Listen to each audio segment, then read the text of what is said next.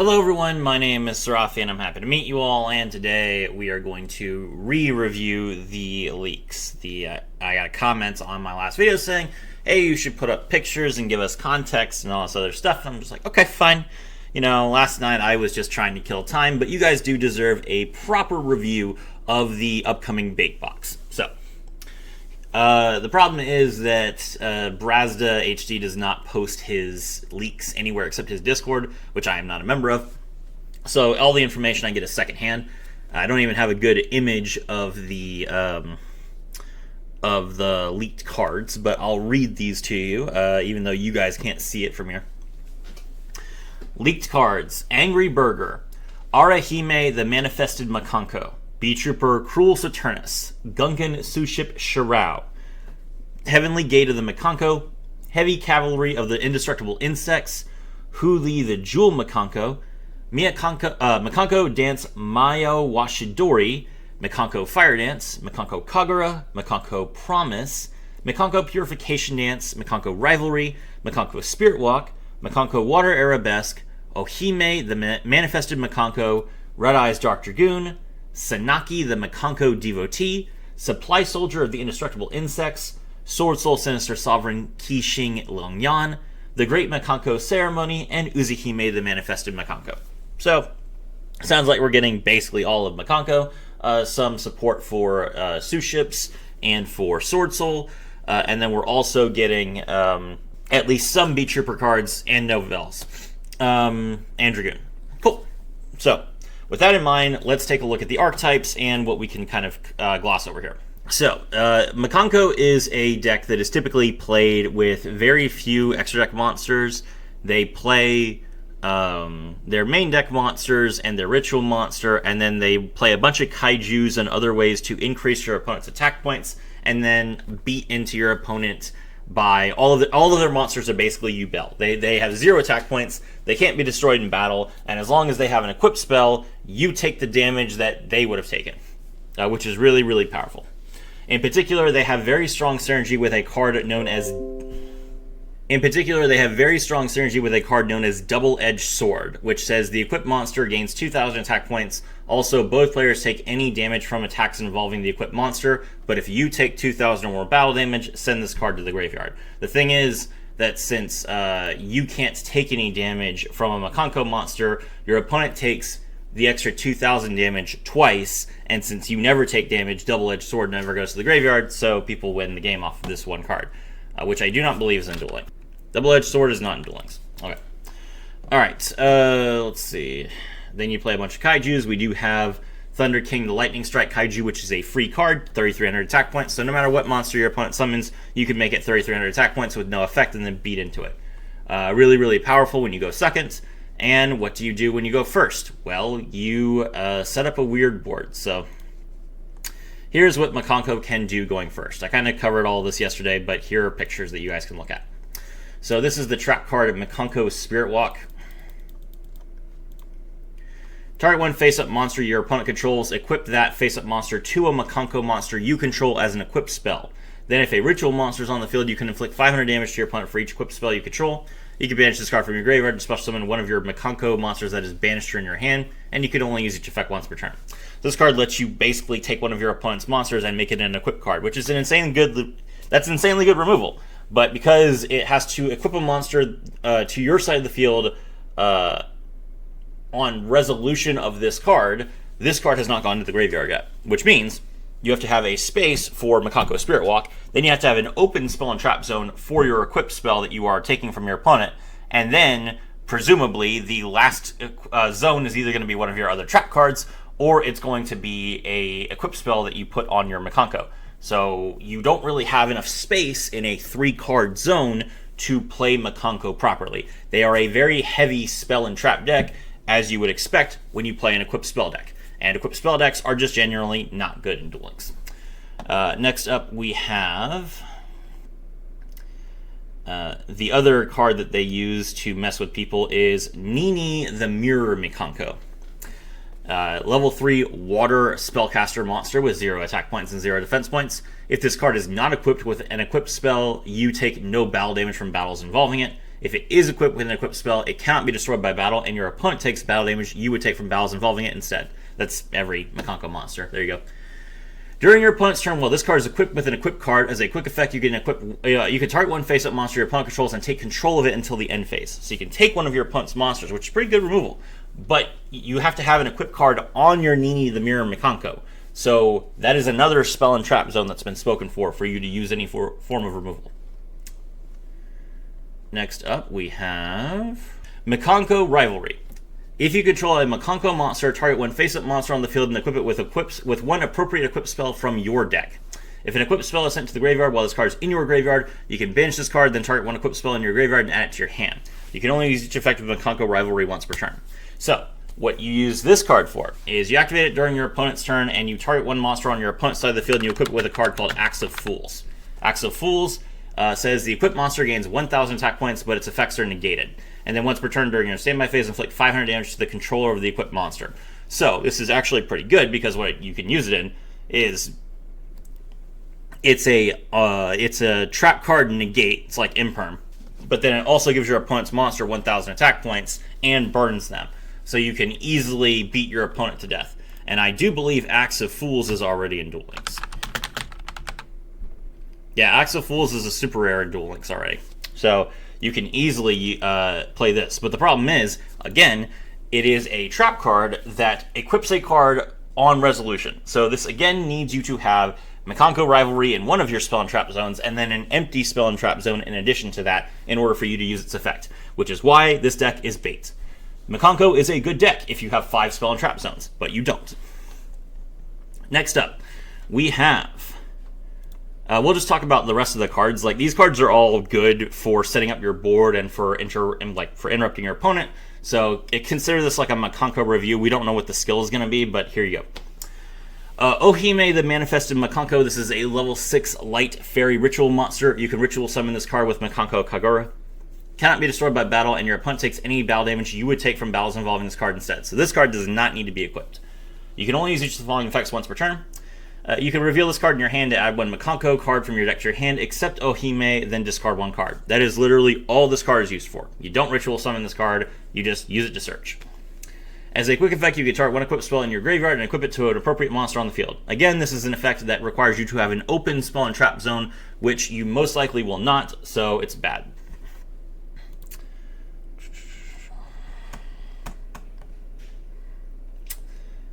Then you have Mikanko Fire Dance. So now we get into the equipped spells. The equipped spells are all really good. Mikanko Fire Dance. Special summon a Mikanko monster from your hand or graveyard. If you do equip it with this card, then you can special summon one monster from your opponent's graveyard to their field, but negate its effects. So this literally gives you lethal if your opponent just chose not to summon anything.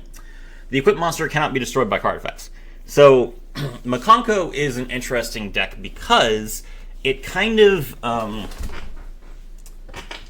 counters the main weakness of equipped spells, which is that equipped spells are typically considered a 2-for-1 trade. If you remove a monster that has been equipped, then you are essentially taking 2 cards away from your opponent for the 1 card that you used to remove it. But with Mikanko Fire Dance and Mikanko Water Arabesque, because they are equipped cards that give you a monster to equip, rather than you needing to summon that monster as an additional card from your hand, it's more of a true 1-for-1 when you remove them, which is a lot easier to deal with. Speaking of Water Arabesque. Mikanko Water Arabesque. The equipped monster cannot be destroyed by card effects. During your main phase, you can special summon one Mikanko monster from your hand or deck with a different original name than the equipped monster. If you do equip it with this card, then you can return to hand the monster that this card was equipped to. Now, that might sound like it's not a 1-for-1 because you have to equip it to a monster, so theoretically you would have to summon a monster, right? Wrong. You can equip Mikanko Water Arabesque to your opponent's monster. Then you get to special summon a monster from your deck, and you get to return that monster to your opponent's hand. It's actually a really useful form of removal, and that's part of the reason why Mikanko is so good. But again, the reason why Mikanko is powerful with all of these weird effects is because they are a blind second deck. You play a bunch of intentional removal cards like Lightning Storm and Forbidden Droplet to make sure that your opponent can't interrupt you, and then you play a bunch of spell cards that punish your opponents, set up lethal, and you kill them. Since you can't choose to go second in Duel Links, and you also can't, you don't have enough spell and trap zones, again, I have to stress, this might look good. If you want to play Mikanko, you will have a lot of success in Master Duel with a blind second deck. I highly encourage you to download Master Duel. Do not buy this. Alright, next up we have...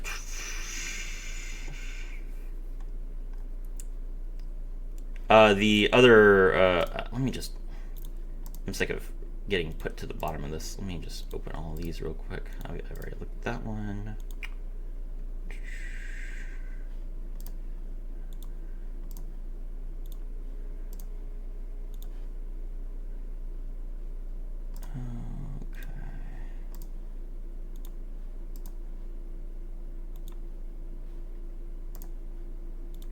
Alright, note that I'm going over all the Mikanko cards. I'm not like differentiating between the cards that were leaked and the cards that were not leaked. That was very clearly not a complete leak anyway. Alright, so next up we have Arahime, the Manifested Mikanko. This is a level 9 light fairy ritual monster. You can ritual summon this card with Mikanko Kagura. Cannot be destroyed by battle. Also, your opponent takes any battle damage you would have taken from battles involving this card. If you have this card in your hand or graveyard and another Mikanko in your graveyard, you can target one face-up monster on your field and equip this card to it as an equipped spell. Once returned during the end phase, while this card is equipped to a monster, you can return this card and the equipped monster to the hand. So, Arahime is also definitely not a monster you ever summon. There's no point in doing so. What you do is you can search this card with Ohime and then discard it. And then you can use its effect from the graveyard to equip to one of your opponent's monsters and then bounce it, while also getting Arahime back so that you could use it as discard fodder, or you can activate its effect from the hand. It's perfectly fine. But a lot of Mikanko decks don't even play Arahime. I think, when is Arahime's play rate? Yeah, the last time someone played this was last year, 2024, and she was a one-of. Yeah, bad card. Alright, next up we have Hare, the Sword Mikanko. This is a level 3 Fire Warrior monster, 0 attack and 0 defense. If it's not equipped with an equipped card, you take no battle damage. If it is, it can't be destroyed by battle, and your opponent takes any battle damage you would take from battles involving it. If this card becomes equipped with an equipped card, you can add one Mikanko equipped spell from your deck to your hand.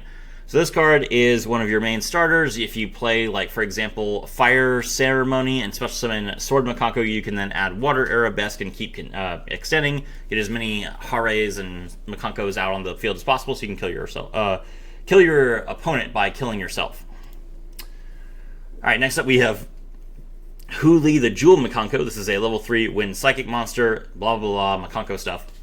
While you control an equipped card, your opponent cannot target Mikanko cards you control with card effects, and if either player equips an equipped card to this card, you can add one Mikanko trap from your deck to your hand. This card lets you search your Rivalry or your Spirit Walk, which is pretty good. Mikanko Dance Mayo Washidori. The equipped monster cannot be destroyed by card effects. I think literally all of them say that. At the end of the damage step, if your Mikanko monster battled, you can target one card on the field and return it to the hand. So this is during the damage step, which means that it can't be interrupted by a lot of things. It's just a negate, basically. And it just lets you bounce a card on the field. It doesn't have to be on your field. It doesn't have to be a monster. Really, really useful effect. If this card is in your graveyard, you can target one Mikanko monster in your graveyard, special summon it, and if you do, equip it with this card, but banish it when it leaves the field, which is insane. So it's an equipped spell that can activate itself from the graveyard by equipping a monster from the graveyard. That is a 0 cost effect to get 2 cards out. Insanely good. Mikanko Kagura. This is a ritual spell. You don't play it because you don't ritual summon. This card can be used to ritual summon any Mikanko ritual monster. You must also tribute monsters from your hand or field whose total levels equal or exceed the level of the ritual monster you ritual summon. Then you can apply the following effect. Destroy cards your opponent controls up to the number of equipped spells with different names in your graveyard. If you do, burn your opponent for 1,000 for each card destroyed. So Mikanko does not want to destroy cards. They want the cards out on the field so they can crash into them. And they don't have equipped spells in their graveyard. They have equipped spells on the field. They don't want to tribute their own monsters because they want to use them to attack. And the ritual monsters that you could summon are all bad. So no reason to play Kagura at all. The Great Mikanko Ceremony. This card does see play. Special summon one Mikanko monster from your hand, ignoring its summoning conditions, but return it to the hand during your opponent's end phase. During your main phase, you can banish this card from your graveyard, send one Mikanko card from your deck to the graveyard, except the Great Mikanko Ceremony. So you might be thinking, Sarafi, I understand that Ohime is a fantastic search card, probably a 3-of. But if I'm never going to summon it, how do I get value out of it? Well, you can play the Great Mikanko Ceremony, which just lets you drop it on your field with no tributes.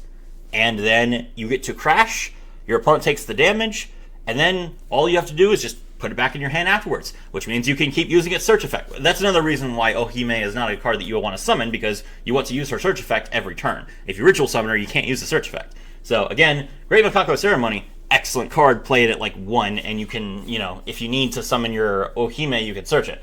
And otherwise, just use Ohime as a search card.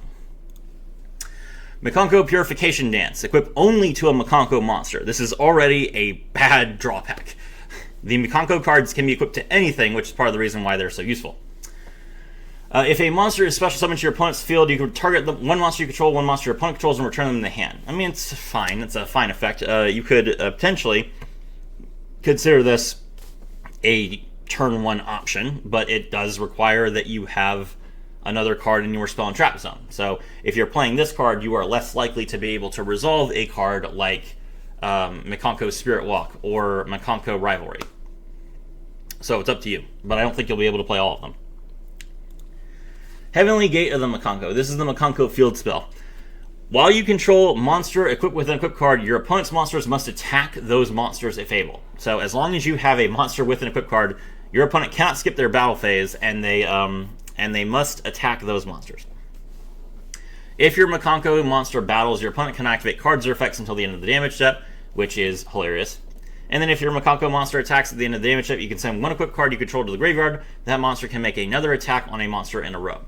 Now, this might sound good to you, but again, the reason why this card is a neutral rarity card and doesn't see any play at all is because you play Blind Second. So the first effect is irrelevant if you're winning on the game on turn 2. Your opponent doesn't have the opportunity to attack.